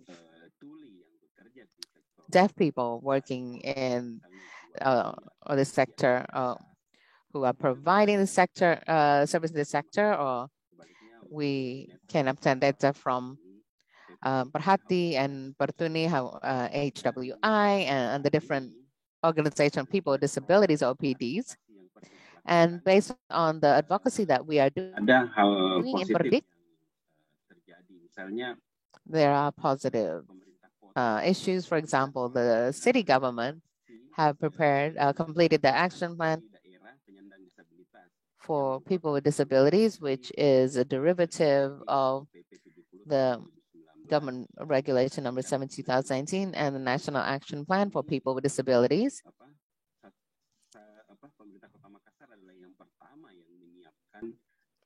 They are the first to prepare this regional action plan, and most importantly, this is following up the importance of disability service units in labor and entrepreneurship, including providing access, and there does need to be a profile assessment in a number of informal business categories conducted by people with disabilities. Very well, thank you, Pak Isa. About the importance of having a real data on the for implementing the plans or the regulation that have been decided by the local governments. And now I'm going to go to Ibu Becky because you already mentioned about improving our communication methods. So what I would like to ask is, what do you think is the best way to improve communication channels or methods for the FEBL community? And how can a government do this so that it is included as part of their campaigns in the future? I think that national disaster policy we must start with national disaster policy because we know inequality grows during times of a pandemic and any disaster. So I think some of the changes that could be done are very simple, which is that every website uses disability accessible text, which can be easily scanned into using an app. But also I think today I want to acknowledge that we have both translation and sign language interpretation. And that's a great example, and thank you to the interpreters and translators here today. That's a great example of important messages on television being broadcast with a sign language interpreter. I think also it's a matter of public awareness around how difficult mask wearing is for those who are deaf or hard of hearing. Okay, thank you for answering that question. So I think it is very challenging for the Febrile community to understand people while they're wearing masks. So now to Pak Jun. So, regarding this condition, based on PREDIC activity so far, how essential was that to the research in terms of finding people to talk to, enabling an understand of the challenges? Pak Jun, tadi berdasarkan penjelasan dari Ibu Becky, susah based on sekali. Ibu Becky's explanation, it's very difficult for people with disability to understand people when they're speaking wearing a mask. So, in your opinion, or based on your findings in the field when you were doing this research, what challenges are you finding when engaging them in speaking and communicating so that research can be more easily implemented in the future? Thank you, Valerina. So the challenge in the future, so based on what we've seen in the field and as we've expressed in our research, there needs to be a change in the understanding and the mindset in the public. And this needs to start with the community groups, and it can be mainstream with the government in this case, especially in addressing the needs of people with disability in the community. Of course, this is not easy. It is not easy because changing mindsets does need time to achieve, but if we can remain consistent and appreciate what Becky and Salim said, there are practical ways to appreciate and recognize people with disability and place them in the public space. I believe the limitations can be overcome through equality in the community, in society. Thank you, Pak Jun. We are still waiting for questions from our audience. Forward your questions to our panelists and write it on the Q&A box provided. So next, I'm going to go back to Pak Ishak because you already know that the research has already recommended some solutions to involve the disability community to be included in the policy-making policy. What do you think, or maybe how can we, for example, improve gender perspective in that policy-making process? Menurut Anda bagaimana kalau kita tahu sekarang sudah ada... As we know, there are recommendations, and how do we include all components of the disabled community to be part of policy decision-making, especially for women? How do you think this can be done better in the future? I believe disability is an issue that is related to other issues. For example, when it intersects with gender issues, where in gender issues, women are a vulnerable group, and women with disabilities obviously have a much higher vulnerability or greater vulnerability. The effort to include the aspect of women in the disability issue is also being done by our colleagues and a number of disability organizations. For example, there's Sabda in Yogyakarta and other organizations in Makassar. We have HWDI. We have Forum of Parents with Down Syndrome Children. And this is mostly run by women who spend their productive time to guide and educate their children. They are potential partners in discussing the role of women with disabilities in developing better policies. And I believe that organizations such as the Association of Women with Disabilities in South Sulawesi, for example, is not just raising women issues, but other issues such as transgender issues, queer issues. And in fact, with the indigenous communities, because by our assessment, it is the patriarchy attitude that is a challenge for children in these communities in not seeking an education. So this association working with indigenous people are opening new horizons, opening up minds and new activists, and they are voicing the rights of people with disability. We'll have questions for Becky and also Pak Jun. So after finishing all this research, what steps can a government take, do you think, to include the views of people with disability in a way that is respectful of their needs and views? So Becky first. Thank you, Valerina. I wanted to focus on one issue that we haven't mentioned today, which is violence against women with a disability. We know that domestic violence increases in times of disaster, like a pandemic, and also that disabled women are more likely to experience violence, domestic violence. And I think this is an issue that's very hard to talk about. And our study did not provide direct evidence on whether or not there was an increase in violence. But I think it is incumbent upon governments to investigate the issue, to have adequate statistics so that there is knowledge of the extent of the issue, and then to provide two things. One is to provide work on prevention and specifically focusing on prevention for women with disabilities, and thinking about broader issues around gender equality and equality of people with a disability. And secondly, to provide response in cases where there is violence, not just safe places to go, but healthcare response, reproductive health response, educational response, and legal responses. So I sort of spoke about one particular aspect of answer to your question. Okay, thank you. Jun, probably you could also answer this question from the audience.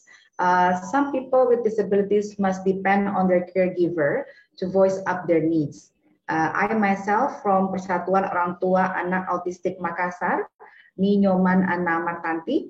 The challenge that we are facing is mostly that the support only for people with physical disabilities. Even in the education institutions, still confused on how to implement the curriculum for autistic person, for example, who study in general school, and how to include all the aspect of the disabilities into the policy and system. Can you please answer that question, Pak Jun? Okay, thank you very much, Valina. So this is an interesting question. Jadi ini sangat menarik ya. So education is a powerful gun to change the mindset in the community. Jadi terkait dengan disable ini, education. So with regards to disability, education is a powerful tool. It plays a crucial role in changing the perspective of people with disabilities among us. Curriculum is very key and it needs coordination. I believe at the primary school level and at the university level, they have different curriculum. Therefore, the first thing we need to do is that we need to speak at the basic the primary school, middle school and high school levels and higher education levels. There needs to be priority on curriculums that are disabled friendly, and not just the curriculum itself, but the physical building. It must be more friendly. In University of Hasanuddin itself, we have done so. The transit or the bus shelter, the buildings that can be accessed. We have access for people with disabilities. This is part of translating the curriculum in a real way. And we have students with disability who are specific scholarship recipients to study at the University of Hasanuddin. And with regards to access to university modules, we have language translation, we have study centers that are very relevant for people with disabilities. And what about primary school and high school? We need to encourage them. We cannot only work at the university level, we also work with the government and to prioritize primary school and high school. And most importantly is the willingness of the leaders to change this curriculum. This should not be just lip service. The fact is that it is difficult for people with disability to register. That is a clear example where there is discrimination.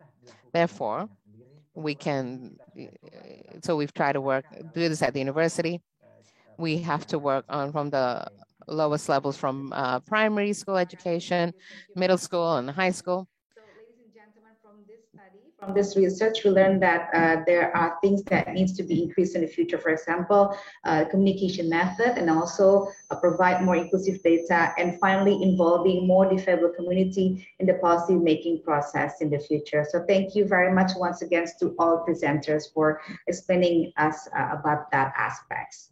Now I would like to introduce the discussion for today's session. Ibu Pinkan Umbo, Strategic Partnerships and Management Lead at the Knowledge Sector Initiative. Good morning or good afternoon, everyone. Hi, so I'm Pinkan from Knowledge Sector Initiative. Just a bit of an introduction. The Knowledge Sector Initiative is a project with a goal to improve the use of evidence in development policy making. Our program focuses on better quality and more effective communication of policy research, more and better spending on policy research, better management, availability, and accessibility of data and information for policy making.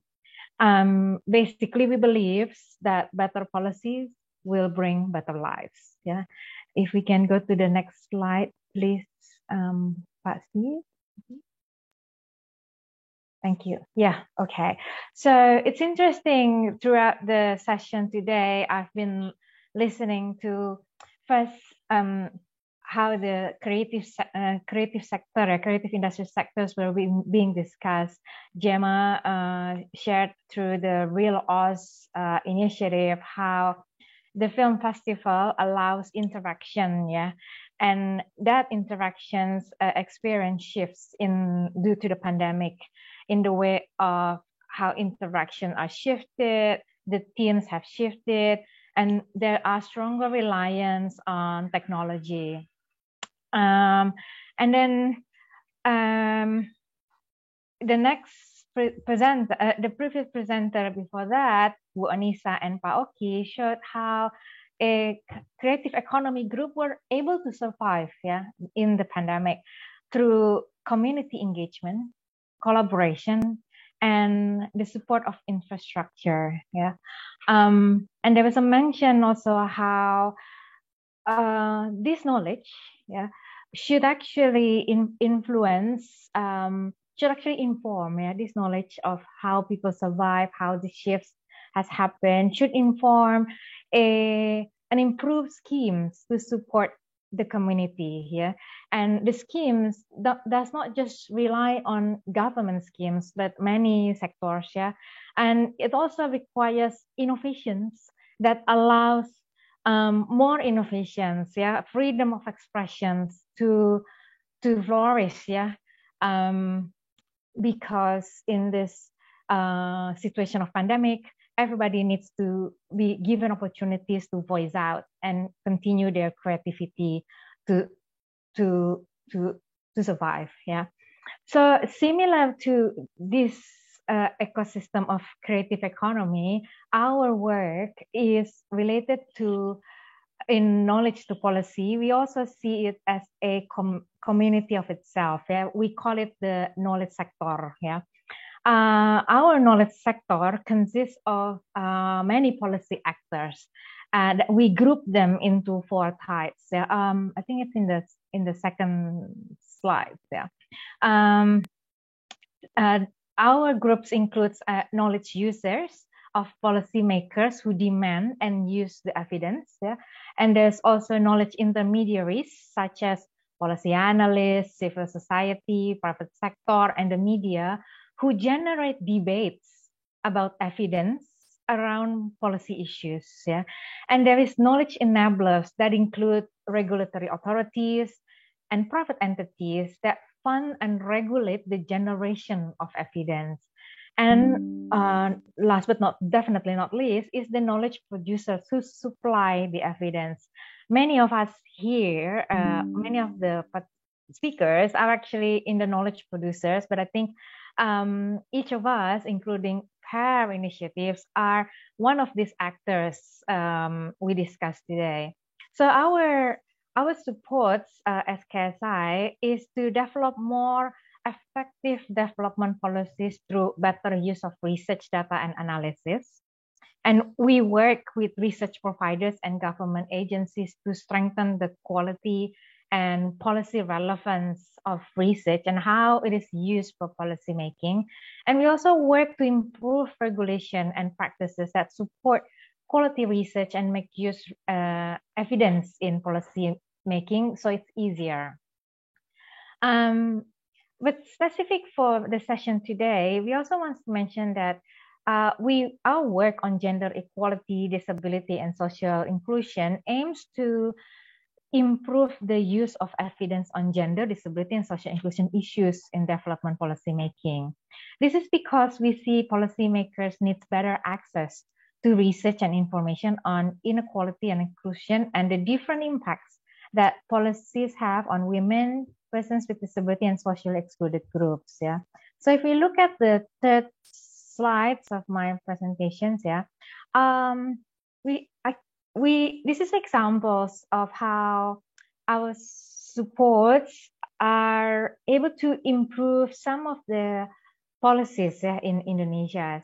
So our focus on, we call it GETSI, gender equity, disability, and social inclusion strategy, are focusing on 3 areas, basically. We try to improve consideration of GETSI issues in policy research and analysis.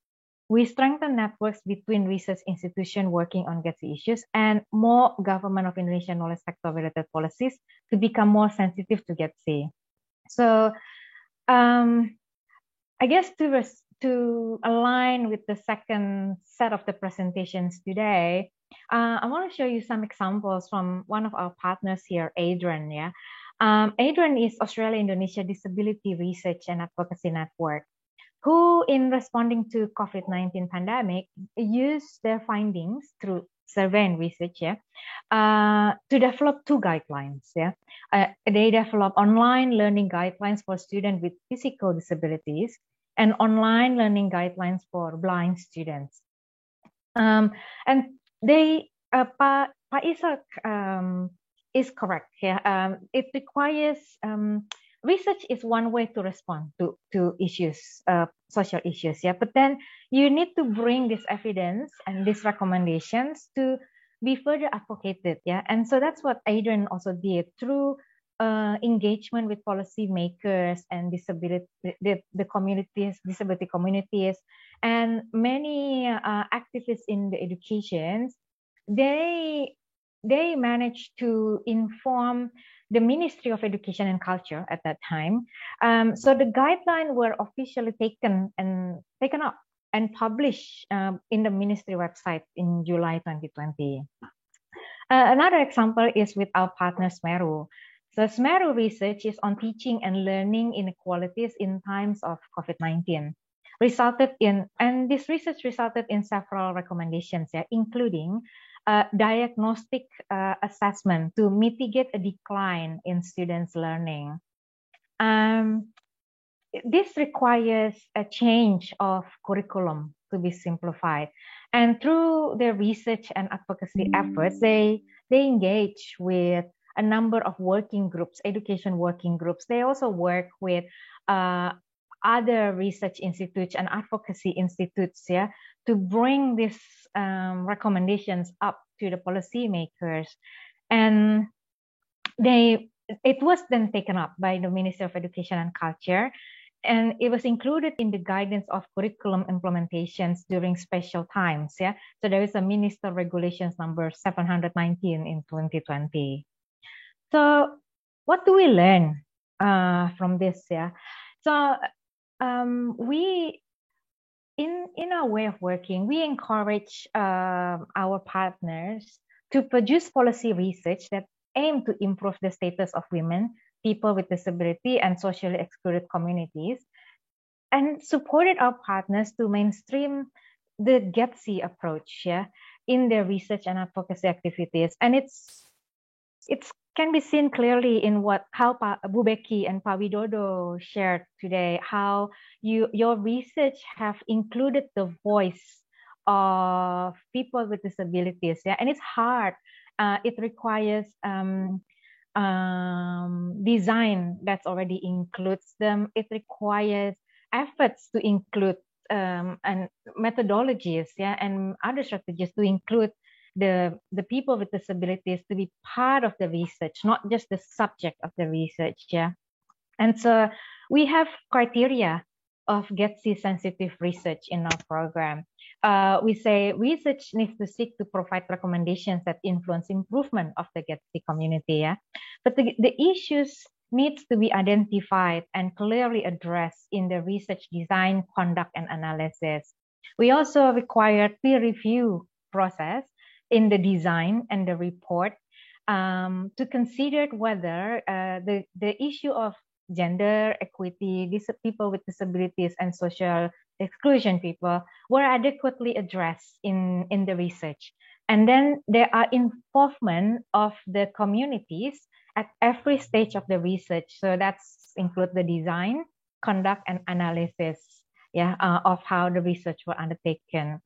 So it shows, for us, it shows that in ensuring inclusion and empowerment of all communities is key to have both a combined mainstream and targeted strategies. Yeah, a combined approach will allow the concerns and experience of women, persons with disabilities, and socially excluded communities to becoming an integral dimension of knowledge to policy process.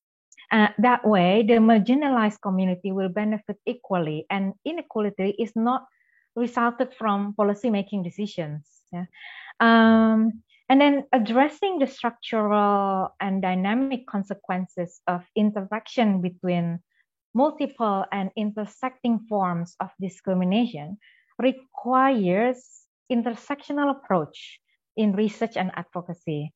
This includes taking into account all conditions that can create a substantively distinct life experience for women, the marginalized community, and persons with disabilities based on factors such as sex, age, gender identity, religion, race, ethnicity, class, and other grounds. Yeah.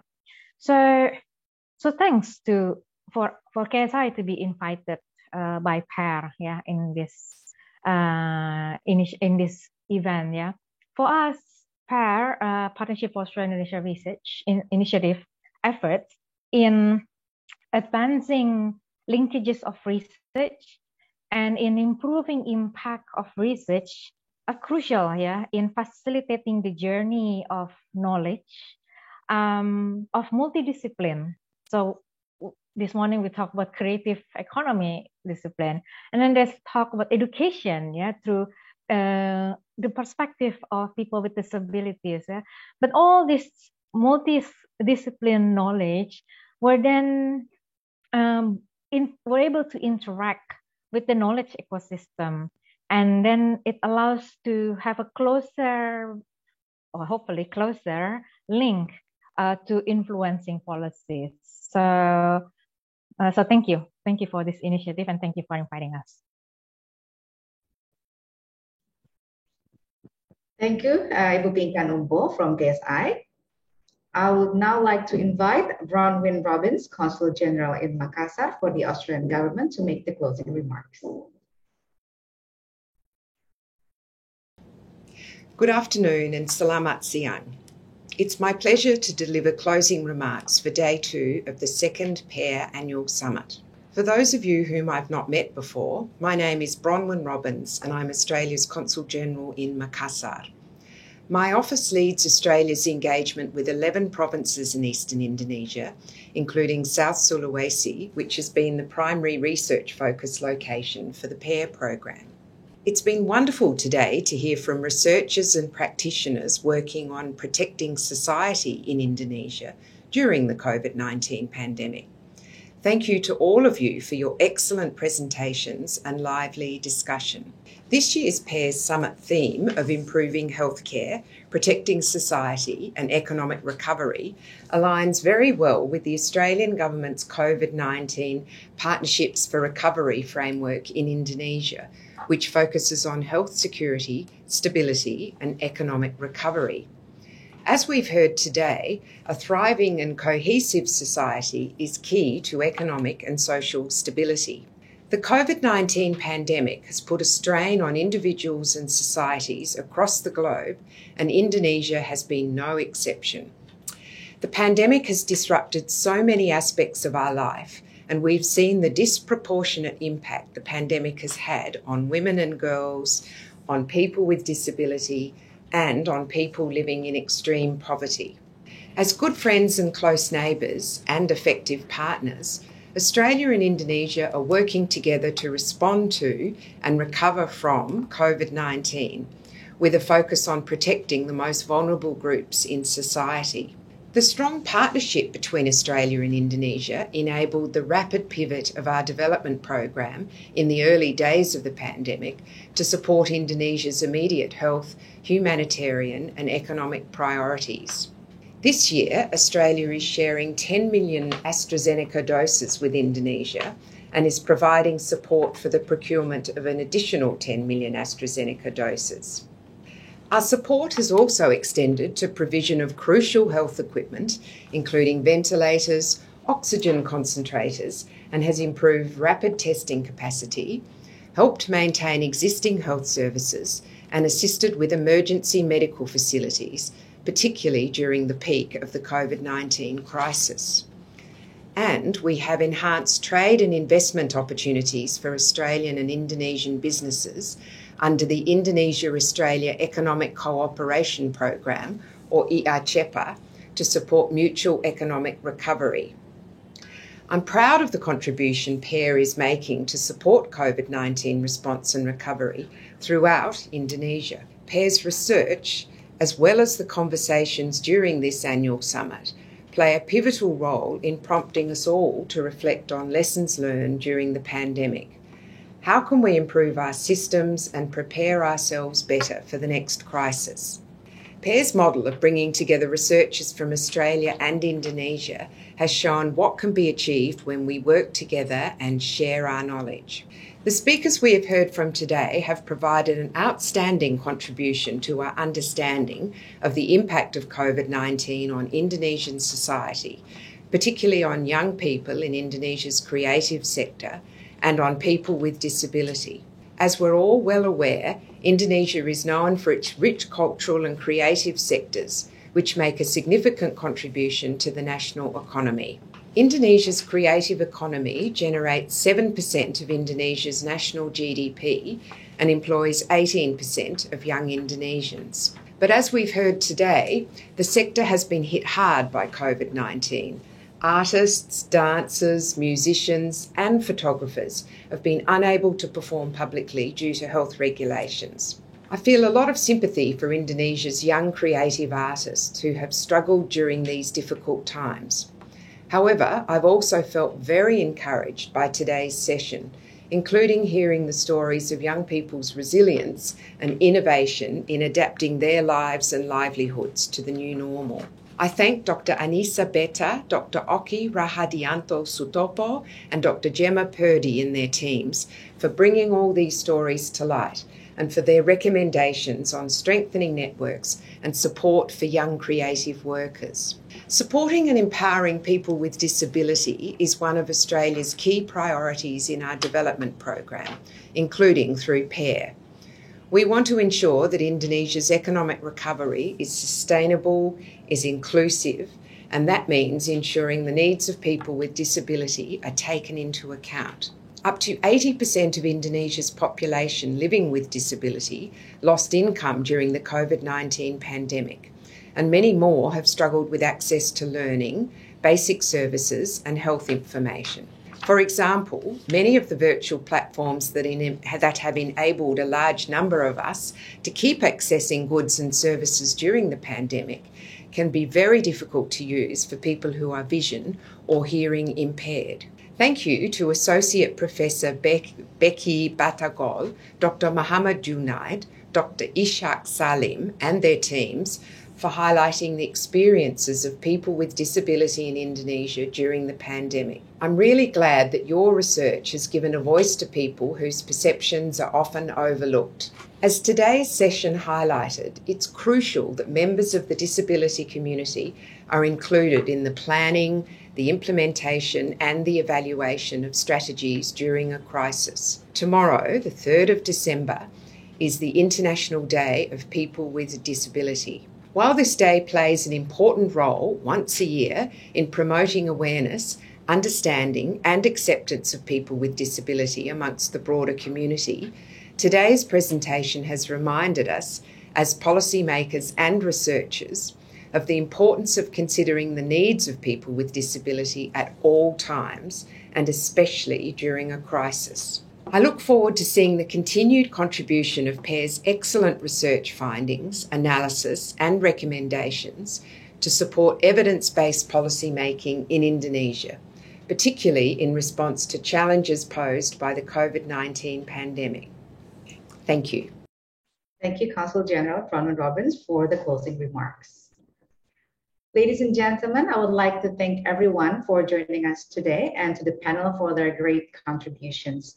Don't forget that we have 2 more panel discussions and remarks next Tuesday, 7th of December, looking at the impact of COVID-19 on Indonesia's tourism industry and workers, and a method for making the impossible decision of health versus economy. Today's webinar will be available on demand as soon as available. You can find the recordings and much more on PAIR website. And there is a short survey at the close of this webinar, which we hope you can complete. A big thank you to INASLI, Indonesia Sign Language Interpreters, and our audio translators, Lingua, for their excellent efforts today. And finally, I'm Velina Daniel. Thank you and goodbye.